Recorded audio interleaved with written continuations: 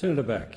Thank you, Deputy President. I've long been a lone voice in this place, highlighting the unjustifiable and unsustainable failings of the large-scale renewable energy target. Well, the chickens have come home to roost. Everybody now realises that Australia's at the crossroads and energy policy is right in the middle of it. We've got to do something. We know very well that Australia's post-war prosperity is dependent on the fact that we had a reliable source of cheap energy, and nowhere was this better evident than in South Australia, when under Premier Playford they organised and ensured cheap coal-fired power. They attracted manufacturing in naval shipbuilding and car manufacturing, and the place was the envy of Australia. Contrast that with today, Acting Deputy President, where the cost of power to South Australians is 3 times, in many instances, when you look at spot power prices, the cost of that of Victoria, $150 per megawatt versus $50-odd, but Victoria's catching up, and will Queensland and, of course, nationally, if Mr Shorten was ever allowed to get his way with 50%. What's happened in South Australia, as you know, Acting Deputy President, because of their reliance on intermittent wind power, it's turned into a disaster for households, for schools, for miners, for business. We've now got businesses closing and putting off staff because of the doubling of power costs. Only this week did we see BA Economics come out with the statement that the bill to prop up green power will hit $3 billion this year. The cost of these subsidies, of course, will be borne right throughout the country. To put it into some perspective, the target currently for renewable is in 2017 this year is 26,000 gigawatt hours. We're currently on 16,000, Acting Deputy President, and what's the cost of getting to the next 17,000? It is horrific. The estimates are that if we continue this mad subsidy towards wind power, we will be looking at some $40 billion of cost, which will go straight on to consumers. Australians, if they think power costs are bad, haven't yet seen anything. Not to speak of the inconvenience of the power blackouts in South Australia, which of course I publicly and nationally predicted in June of this year would happen. The Renewable Energy Electricity Act requires that an electricity retailer must purchase a prescribed number of what are called renewable energy certificates and surrender them, having purchased them, to the Clean Energy Regulator. If you don't do it, the current fine is $65 per megawatt hour. And of course, by the time that's taxed up, because it's a fine, the $65 becomes $92. And guess where the $92 goes? It goes straight onto the consumer's bill. Well, only recently, of course, we saw ERM Power decide that they would, instead of purchasing the renewable energy certificates, they would pay a fine to the regulator. So no reduction in carbon dioxide emissions. The regulator is now very upset and is threatening criminal sanctions against ERM. It simply goes to say that the decision will obviously be in favour of the most equitable activity to undertake. But remember, of course, that a fine doesn't allow tax deductibility, Acting Deputy President. So once they send out their bill to consumers, those businesses that would claim the GST back cannot do so on that component. What I want to say to you this evening is the large-scale renewable energy scheme has proven to be a costly failure.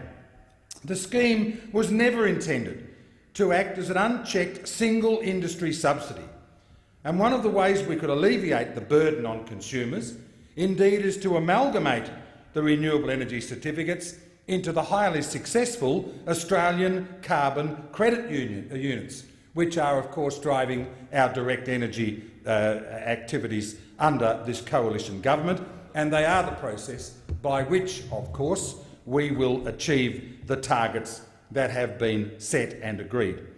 As you would know as a South Australian Acting Deputy President, a reliable, secure and affordable electricity supply is what Australia needs and what every Australian has the right to expect if we are going to live equitably, if we are going to have jobs and growth and the prosperity that this Turnbull government is driving. but we know where we are at the moment. We know that there's an unreliable and expensive source of electricity. We know that South Australia is an example of failure. We see that Victoria and Queensland are heading the same way, and this evening I want to share that concern. We know, Acting Deputy President, that under the current policy settings, including the structure of the national electricity market, are not conducive to baseload generators. Let me tell you a little bit about them. If normally a baseload generator is undertaking some 40 megawatts per hour of generation, they must register and they must be what are referred to as a scheduled generator. What happens with wind and solar? A nice little deal, if you don't mind. It's actually called semi-scheduled. You know what that means? It means they don't have to commit to what they say they'll generate. In contrast to the United States of America, where if they contract to supply electricity to a retailer, they are contractually bound to so do. But here in Australia, the legislation was so badly written that in fact the wind turbine operators, not only do they get the phenomenal benefit at the expense of the Australian taxpayer of renewable energy certificates, which at the moment you can buy for about $88 per certificate, not bad if you can get them, given the fact that they were about $35 a rec only in September of 2015. And who holds them? Who holds them all? Acting Deputy President, I'll tell you who holds them. Yes, a lot of the big electricity generators hold them, but so do the banks and so do other investors. You get it on the ground floor at $35, now worth 88 on their way to 92 or 93. It's not a bad deal. But of course that generator, that wind or indeed solar generator, who has the opportunity to do a deal under a power purchase agreement with a retailer, so by the way, I want those renewable energy certificates, but I don't have to commit to actually provide you with the power that I tell you I will provide. So the first thing that's got to happen to fix up this lamentable situation is to require those wind turbine generators to actually be fully committed and be referred to as scheduled generators. That would be the first requirement that we actually need. Force them to nominate in advance how much power they intend to deliver, when they intend to deliver it, and indeed for how long. Acting Deputy President, you know as well as I know that if you were to look at power generated from tides, you can predict out 100 years what tidal activity is going to be, and why we are not exploiting this in the northwest of Western Australia is beyond me. If you were to have a look at wave action, you can predict literally 24 to 48 hours in advance what wave activity is going to be. If you are to look at power generated from coal or from LNG, you know 100% not only how much power, but you also know the quality of that power that's going to be available to you. And that's what the Australian community expect and require. Reliable, affordable, sustainable power.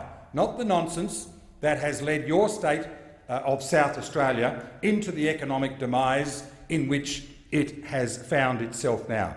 The simple rule change would lead to a level playing field and allow all generators the opportunity of providing affordable power safely and reliably, irrespective of the weather.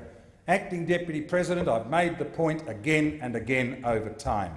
How is it that a country the geographic size of America, without Alaska, and a population that of Greater New York, can be as wealthy per capita as we are? No, it's not wool off the sheep's back. It hasn't been since the 50s. No, it's not iron ore and coal. It is two words, Acting Deputy President. You knew about it in South Australia under Playford. Those two words were cheap energy. That alone is what gave Australia the advantage that has enabled us to enjoy what we enjoy in this country today. Tasmania has been fortunate with hydroelectricity. We see, of course, the snowy hydro schemes, and we should be continuing to promote them. But this country, this taxpayer, this business, this industry, these miners expect a supply of reliable power. It will not come from wind. We need to stop that nonsense. Senator Back, your time's elapsed.